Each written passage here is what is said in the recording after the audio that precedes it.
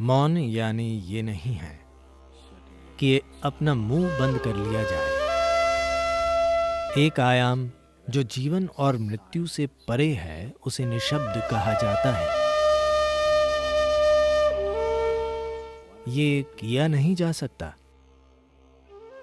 आप ये बन सकते हैं। तो आप जितने भी शब्द बोल रहे हैं वही बातें 50% कम शब्दों के साथ कहने की कोशिश करें। अचानक आप हर चीज के प्रति बेहद सचेत हो जाएंगे।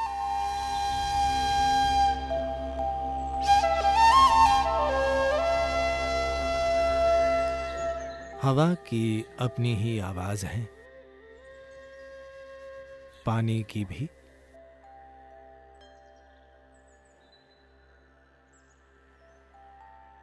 और धरती की भी है, और वाकई आकाश की भी है। सभी ग्रहों और नक्षत्रों की अपनी आवाजें हैं। दर्द की आवाज होती हैं, खुशी की आवाजें, दुख की आवाजें और आनंद की आवाजें होती हैं। हर चीज की एक ध्वनि होती है। इंसानी जीवन में ये बिल्कुल सच है। जीवन और मृत्यु दोनों की ध्वनियां होती हैं। यहां तक कि मौन की ध्वनियां होती हैं।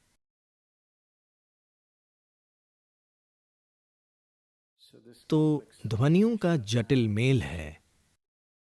अलग अलग ध्वनियों से अलग अलग मंशाएं, मजबूरी के और साथ ही बंधन के विभिन्न स्तर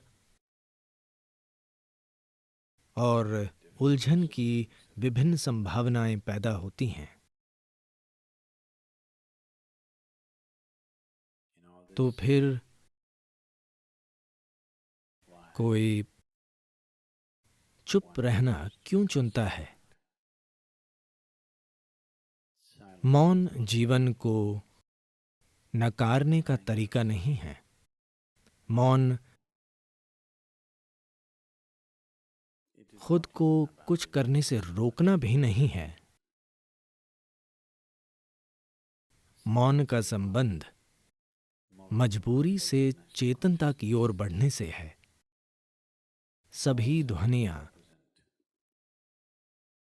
मजबूरी के अलग अलग रूपों और आयामों का ही एक रूप हैं।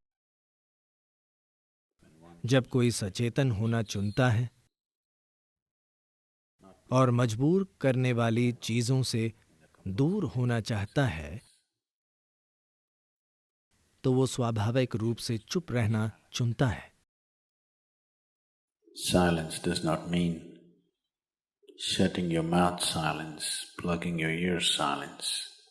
मौन यानी ये नहीं कि अपना मुंह या अपने कान बंद कर लिए जाएं। आप मौन में गा सकते हैं, आप मौन में नाच सकते हैं, आप मौन में बोल भी सकते हैं, आप मौन में चिल्ला भी सकते हैं। कोशिश न करें।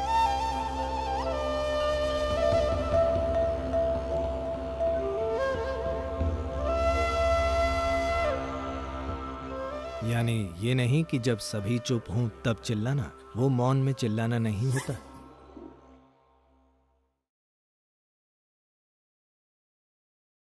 क्योंकि ध्वनि सतह पर है, मौन बुनियाद है।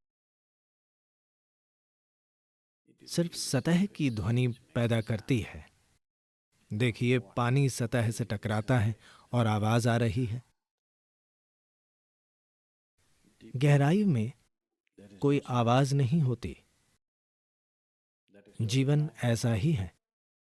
सतह पर ध्वनियों का एक बहुत ही जटिल जाल है। ध्वनियों का चक्रव्यूह है। पर मूल में कोई ध्वनि नहीं है। अंग्रेजी भाषा में नो साउंड के लिए कोई शब्द नहीं है। हम इसे निशब्द कहते हैं। इसका अर्थ है ध्वनि बिल्कुल न होना, ध्वनि का पूर्ण अभाव। ध्वनि न हो तो प्रतिध्वनि भी नहीं होगी, प्रतिध्वनि नहीं होगी तो जीवन नहीं होगा, जीवन के नहीं होने से सृष्टि नहीं होगी, सृष्टि न होने का अर्थ है सृष्टा भी नहीं होगा। तो एक स्थान जो सृष्टि और सृष्टा से परे है, एक आयाम जो जीवन और मृत्यु से परे है, उसे निशब्द कहा जाता है।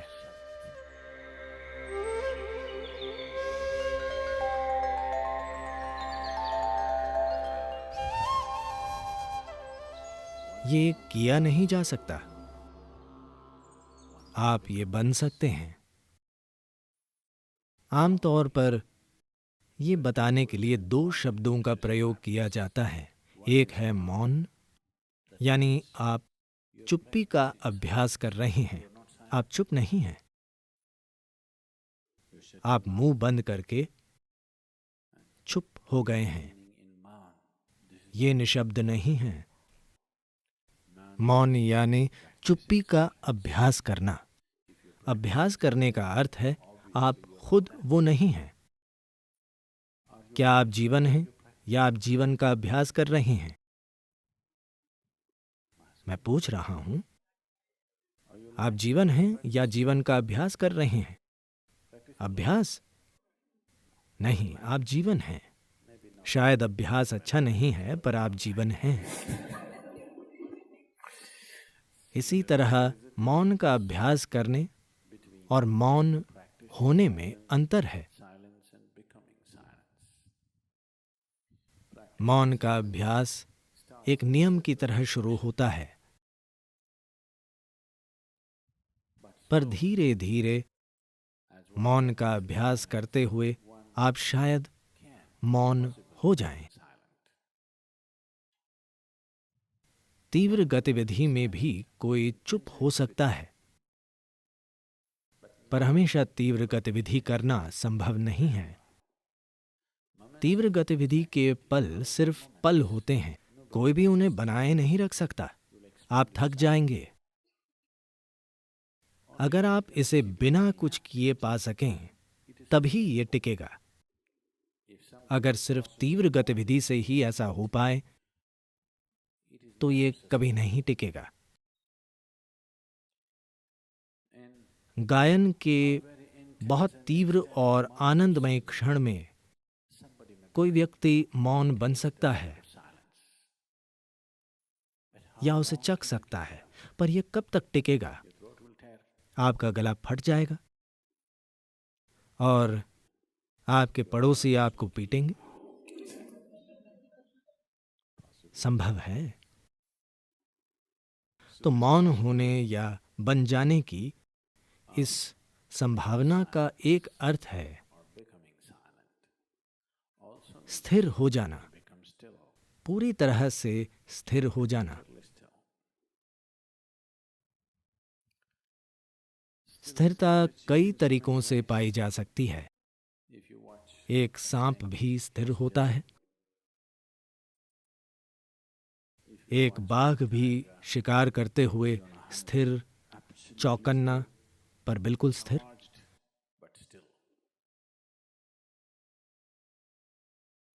ये स्थिरता के विभिन्न आयाम हैं जिनका काम जीवन चलाना है।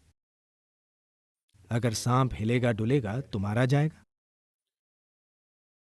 अगर शेर स्थिर नहीं रहेगा तो उसे भोजन कभी नहीं मिलेगा। ये जीवन चलाने की चीजें हैं। हमें जिंदा रहने के लिए कुछ करना जरूरी है। जब इंसान की नजर जिंदा रहने से परे की चीज पर पड़ती है, तभी वो स्थिरता के बारे में सोचेगा। तब वो समझेगा, खुद को देखकर वो अपनी मजबूरियों की जटिलता देखता है। तब समझता है कि इसका एक ही हल है, स्थिर होना। इस शरीर को और इस मन को स्थिर करने के लिए कुछ कोशिश जरूरी है। Take some effort. अगर कोई बस आनंदित है तो वो स्थिर हो जाएगा, वरना उसे कदम दर कदम काम करना होगा। इस शरीर को बिल्कुल स्थिर करने के लिए ज्यादातर लोग एक ही जगह पर शरीर को रोक नहीं पाते। वे हमेशा हिलते डुलते रहते हैं। All the time in moment.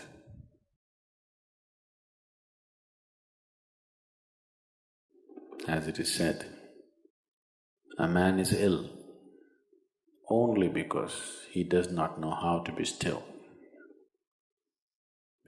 कहा जाता है कोई अस्वस्थ है बस इसलिए क्योंकि वो अस्थिर है, क्योंकि स्थिरता में आप सृष्टि से परे के आयाम से जुड़ जाते हैं।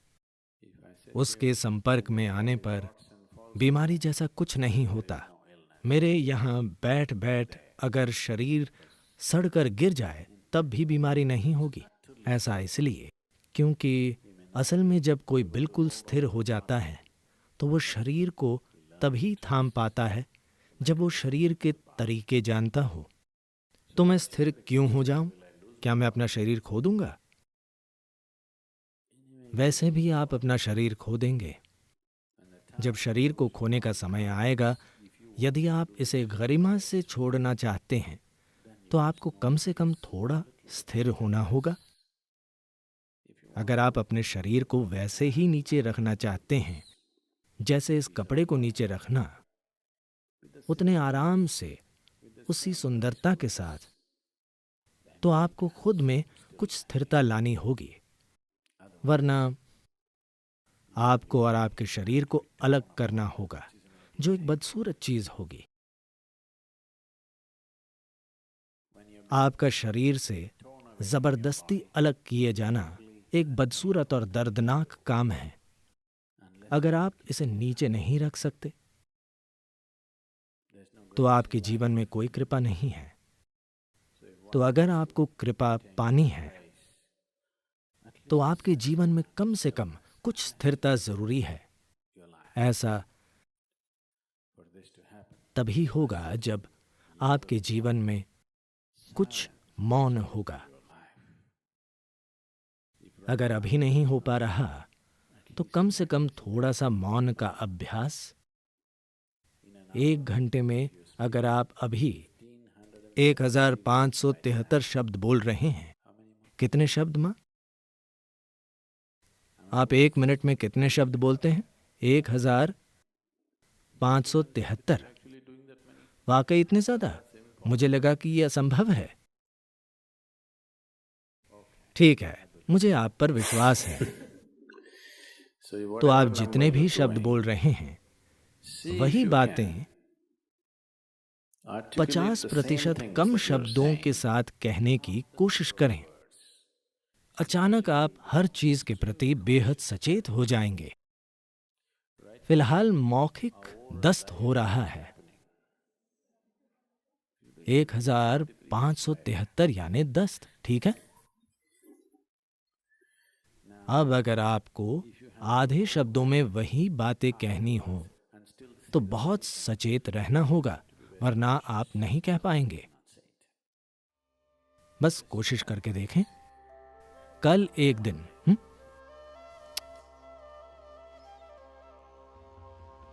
1 घंटे में आमतौर पर आप जितने शब्द बोलते हैं उसे आधा कर दें।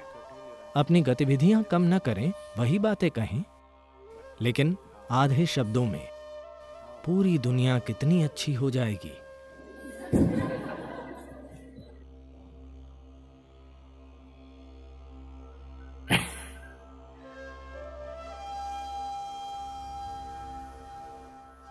दुनिया अद्भुत हो जाएगी अगर कल हर कोई ऐसा करे तो। कई शादियां भी बच जाएंगी।